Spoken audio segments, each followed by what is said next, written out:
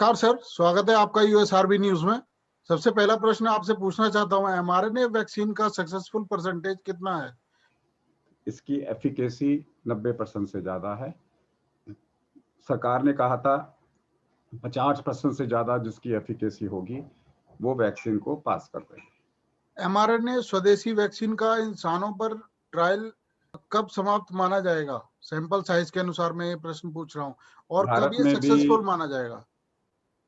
Successful तो हो चुका है और अब ये वैक्सीन एक बार लॉन्च हो गया तो पीछे हटने वाला नहीं है।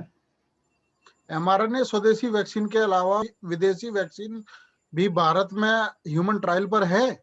अगर है तो वो कौन कौन सी वैक्सीन है? बहुत सारी वैक्सीन हैं जो ह्यूमन ट्रायल के अंदर में है। स्पुतनिक वाला डॉक्टर रेड्डीज कर रहे हैं जो रशिया का वैक्सीन है।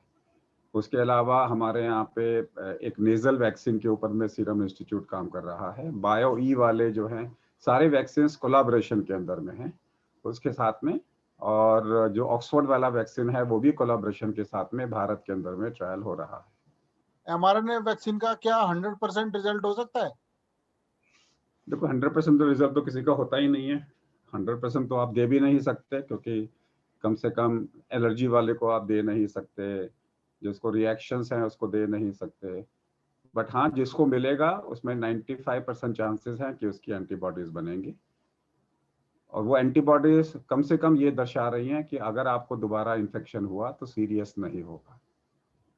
बीते दिन हमने देखा आईएमए ने एक दिन के लिए देश में सभी प्राइवेट हॉस्पिटल्स के ओपीडी बंद रखने की सांकेतिक घोषणा की थी, जिसमें कोविड पेशेंट का इलाज जारी रखा था और आयुर्वेद को कोविड पेशेंट सरकारी मंजूरी देने के खिलाफ प्रदर्शन के रूप में माना गया था। कैसे देखते हैं?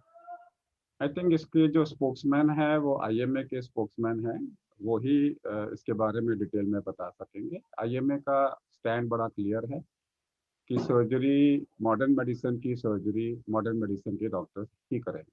आपने आरटीपीसीआर के अलावा, जिससे हम पता कर सकते हैं हमारी बॉडी में कितना नुकसान हुआ है, आपने सीआरपी और कौन सा टेस्ट बताया? देखिए ऐसा है कि घर में आग लगी है, किसने लगाई है वो तो आरटीपीसीआर है। लेकिन घर में आग लगी है कि नहीं लगी है, कितनी लगी है, डैमेज कितना हुआ है, कचरा कितना इकट्ठा हुआ है, वो तो आरटीपीसीआर नहीं बताएगा ना, वो तो पहले करने पड़ेंगे आपको।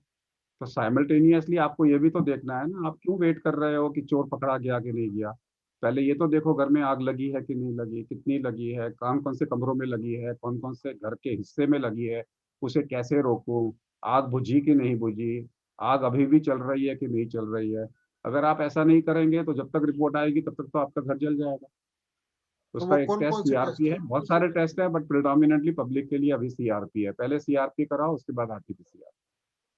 ओके, बहुत बहुत धन्यवाद सर आपका, जो आपने कीमती थैंक यू। समय हमको दिया।